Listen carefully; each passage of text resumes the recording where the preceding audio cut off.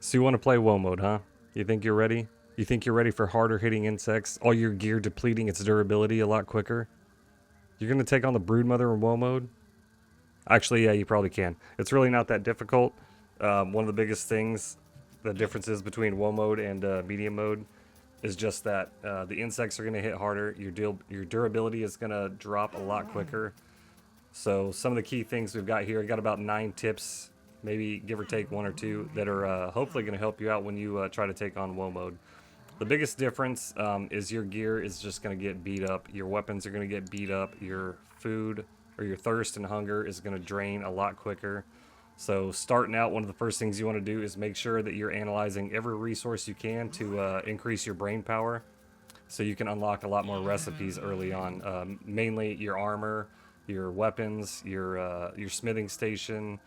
Some of the things you might not think about, like your eye patch plus or your fiber bandages plus. You're gonna want a lot more dew collectors. Everything that you've done on woe mode, just kind of increase it, turn it up to 11, and then you should be pretty good to go. One of the things that I did first was built a base right here on top of the mysterious machine. Uh, and I did this little trick here of just putting a mushroom right here in the middle, right where it's out of reach of the weevils, because the weevils are drawn to mushrooms. So we put a mushroom right there. It draws the weevils in here, and we've got free food for days. We got one right there. So the ants will come in here and kill them. If they're full, I guess they'll just leave the corpses behind. But that's just a really easy way to get a lot of weevil meat and aphid meat while you're around here. Negation is the key to performance. So every time you go out on an adventure, you've always got food with you, and every time you come back, if you're hungry, you're going to have food with you as well. So you see up here, we've got 3 different dew collectors, because I don't know if there's a difference between woe mode and how quickly the water spawns, and or a lot of the resources seem to spawn a lot slower in woe mode. So we've got all of our, we got 5 roasting spits up here, all with food on them, because right now the roasting spits, the food doesn't spoil on them. And then we've also got our jerky racks down here too. So we throw a bunch of jerky on here. Your food and your thirst is going to be one of the biggest problems that you're going to be facing. You're constantly going to be looking for food, constantly going to be looking for stuff to drink, whether it's water, juice, or soda. So you saw our dew collectors.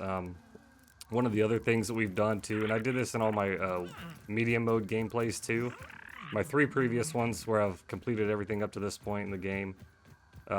Setting up your water collectors under the juice boxes here. So that way, instead of when you're running by, instead of just having 1 drop on the ground, you're going to have 6 drops in this if it's filled up, which is super useful. Fill up your canteens. And speaking on canteens, I carry 2 of them, 2 canteen pluses, because I'm not even joking, your thirst and your hunger are going to burn down a lot quicker in woe mode. The good thing is there's always food around, snacks, you know, mushrooms, acorn bits, or algae when you're in the pond area. But that's going to be one thing that you really want to keep an eye on here. Running back into our base, talking about the smithing station, you're going to need a ton of quartzite, because one of the things you want to do first is get your sprig bow and a ton of arrows and go take out one of the red soldier ants and craft yourself an ant club. Your red ant club is basically going to carry you up all the way up to, if not even through, the haze lab. Once you upgrade it to level 5, it actually does quite a bit of damage, and having your armor, whether it be grub armor or acorn armor right off the bat, just to get something on you so you can go kill those insects. And then after that, with a level 5 ant club, you should be able to go take down a ladybug, no problem, if you want to go ladybug armor.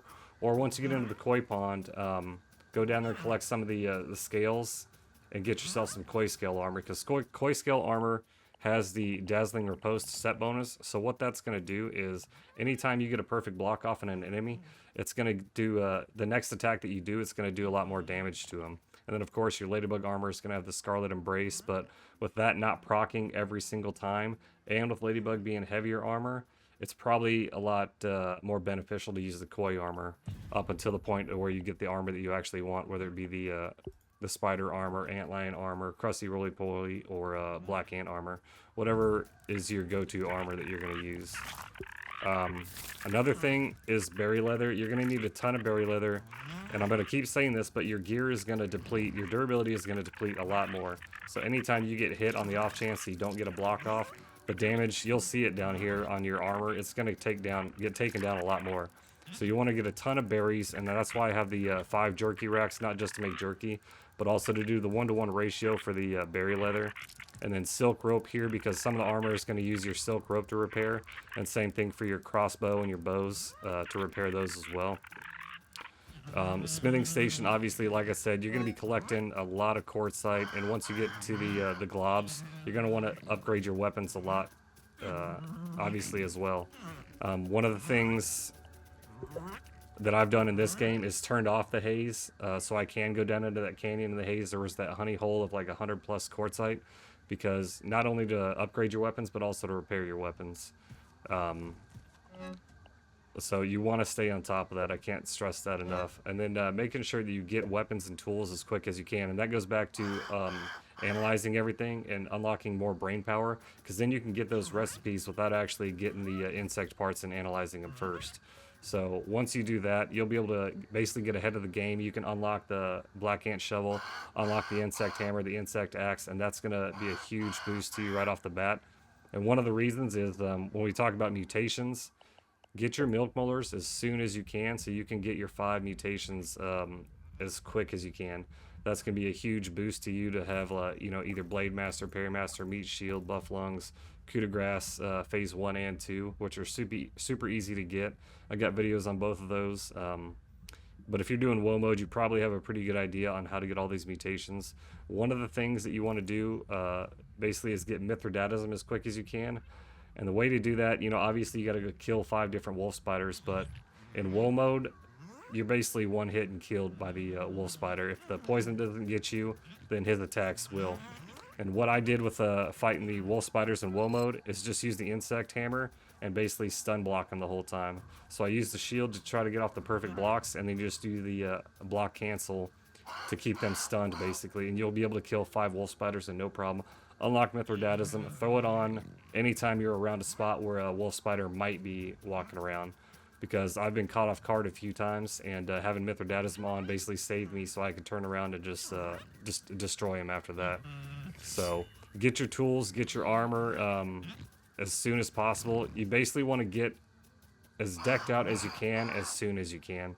Whether it be, you know, with your insect tools, with the crossbow, the black ant sword, antlion greatsword, and stuff like that. A lot of that stuff obviously is going to be a lot more difficult to get early on. That's why I stress the Red Ant Club really early on as well, because at level 5 upgraded, that thing's going to do a lot of damage. That's basically it. One of the things that I didn't do early on that I wish I would have was use smoothies. You're going to be collecting a lot of resources to repair everything.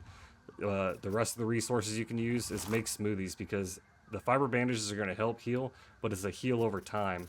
You make the right smoothies, you can use the BP smoothies, you'll get that large heal right off the bat, which is definitely going to help when you're in the middle of combat. I didn't even use them for, I think I used a few of them for the assistant manager, but what I'm doing now is trying to stock up on them so we can go take on the Broodmother, because I have a feeling that's going to be a pretty difficult fight.